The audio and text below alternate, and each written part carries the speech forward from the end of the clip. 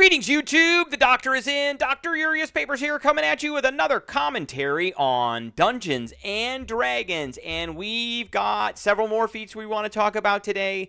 The one we're going to mainly concentrate on today and really give a overview of is the Healer feat. And we're going to do that in conjunction with the Cleric. We also want to look at Elemental Adept, Fay Touch. Neither one of those really changed too much, so we're going to very quickly go over those just to see how they give an overview of the 2014 and then see how they change. So here's the 2014 Elemental Adept. The prerequisite to be able to cast a spell. You ignore resistance of a damage type you choose. So acid, cold, fire, lightning, or thunder. It's got to choose from those. In addition, when you roll the damage for the spell you cast, you can treat anyone as a 2. On a damage die, which was pretty good. And then you can take this multiple times, and each time you do, you choose a different damage type. So I almost always chose fire. This was good for an evocation wizard. You chose fire because most things were resistant to fire. And then you got rid of the resistance, and you could do actually a little bit extra damage. In the 2024 version, we are now stuck with a prerequisite of 4th level or higher. And this one does give you a bump to an ability score, which the old one did not. So the old one I gave a solid B to. The new one we're going to give a B plus 2 because it does give a bump to your intelligence, wisdom, or charisma. You have the energy master. It's still acid, cold, fire, lightning, or thunder. You ignore resistance. In addition, when you roll a damage die, you treat anyone as a 2. That's the same, and you can take this multiple times. So really no difference other than the damage bump and that you can't take it until 4th level. So, and I actually think this one's better. So, probably a little bit higher than a B plus, around an A minus. All right. The second feat I want to touch on is Fay Touched. So here's the 2014 version. You got a bump to intelligence, wisdom, or charisma. No prerequisites. You got Misty Step. And then you got a 1st level spell that had to be divination or enchantment. You could cast that spell without expending a spell slot. You had to finish a long rest to get it back. You could also cast these spells using spell slots of a appropriate level. That's it. And then the spell casting ability was the one that you increased with the feat. Really not that different. I always loved taking this feat because of the Misty Step and then getting a couple of extra 1st level spells. I always gave this one an A minus. Now we've got a prerequisite of 4th level. We still get the ability score bump, and then they just reworded everything. It's basically the same, so it's still an A minus spell. We still get Misty Step, and we still get a divination. Choose one spell. So this one you choose one spell, and that one you chose one spell, and it's still from divination or enchantment, so it didn't really change. So that is those two feats. Now I want to talk about the Healer feat, which I thought the Healer feat was essentially also an A minus, the old one. So when you use a Healer's Kit to stabilize a dying creature, that creature also regains 1 hit point. So let's go and we're going to look at the old player's handbook and we're going to look at the kits. So we had tools and kits and we had a Healer's Kit, which I thought was somewhere here. I think it was adventuring gear. It wasn't an adventuring gear. Maybe it was up here. Holy symbol. Healer's Kit. There it is. Leather pouch. It's got bandages, salves, splints, etc. It had 10 uses. As an action, you could expend 1 use of the kit to stabilize a creature without doing the skill check. And here it is right here. It costs 5 gold pieces. That was something every player should have had. So in case of an emergency, you could use it, stabilize somebody, didn't have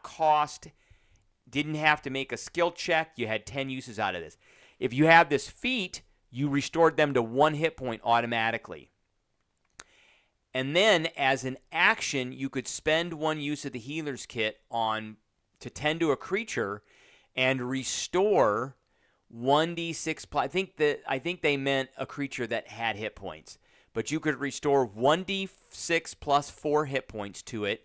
That is an average of 7.5 hit points, plus additional hit points equal to the creature's maximum hit die. So if they had 5 hit die, or they were 5th level, then you would be doing 12 healing. This creature can't regain hit points from this feat again until it finishes a short or long rest. So every short rest, you could use one use of that, and I mean, you could give a lot. You could heal a lot of health.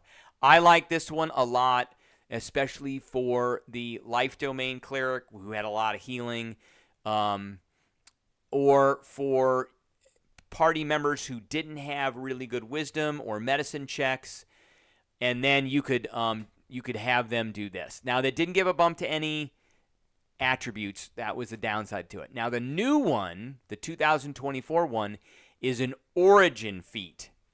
It is not just a general feat. There was no such thing as origin feats in 2014.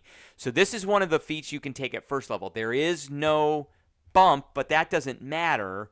It is an origin feat, so everybody gets one of these. Now, if you have a healer's kit, you can expend one use of it and tend a creature within 5 feet of you as a utilize action. That creature can expend one of its hit dice, and then you roll the die. The creature regains the number of hit points equal to the roll plus your proficiency bonus. So if you're first level, it's a +2, and if it's a fighter, it's a D10, so they'll get 7 hit points back. And that's it. They're stabilized, and they got 7 hit points now. So it's a little bit different than the other one, and they didn't really make that distinction in the 2014 version between the stabilize and the healing part. But this one just flat out heals. So if somebody's dying, you just do this, and they use a hit die. You roll that die, and you give them a little bit more equal to your proficiency bonus. Then there's this healing rerolls. So the healing rerolls, when you roll a die to determine the number of hit points you restore with a spell or with the feat's battle medic benefit, you can re-roll the die if it rolls a 1, and you have to use the new roll. So essentially that almost guarantees that you won't get a 1. Still a chance, but it now is a extremely slim chance. So again, I like this one for this one particularly. Really goes well with the healing life domain cleric, especially the new one. We're still giving this one an A-, and the reason I'm doing that, even though it's not as much healing, it is kind of more healing, and it's a free feat because it's an origin feat. So now it doesn't cost you anything to take this. You just can get it. So I will probably be taking this on a lot of my characters. Now, how does this complement the cleric? Well, clerics have a number of ways to heal. One is they've got this new ability in Channel Divinity called Divine Spark. So a magic action, you point your holy symbol, and then you focus it. You roll a d8, you add your wisdom modifier, and you either restore hit points to a creature equal to that, or you force a creature to make a con save, and it can do some damage. You roll an additional d8 when you reach levels 7, 13, and 18. So at level 7, you're doing 2d8 plus your wisdom modifier, and if you are a healer and you happen to roll a 1, you get to re-roll that 1, which is pretty awesome. So, and this is just a little extra thing that they can do. Now, you got your cleric spells too. If you roll 1s on those, you can re-roll 1s. Can you re-roll all the 1s? Whenever you roll a die to determine the hit points with a spell, so it's not all of them, but you can roll a die. You can re-roll a die. I mean, it is an origin feat. It's a free feat, so you can't expect them to move the world. Now, with the life domain, you get, life domain, not light domain. You get the Disciple of Life. Whenever a spell you cast with a spell slot restores hit points to a creature, that creature regains additional hit points on the turn you cast. The additional hit points are 2 plus the spell's level. So if it's a second level spell, they get 4 hit points extra. Plus, you get to re-roll one of the dice. That's a free feat. So I think all of that is pretty awesome. Still give this feat healer feat. I still give it an A- because it's a free feat essentially. Great thing is it's especially useful at lower levels. it may lose some of its luster at higher levels, but you still get the reroll. So that still has utility at higher levels. All right, that is what I have for everybody today. I appreciate everybody tuning in, and I will catch everybody later.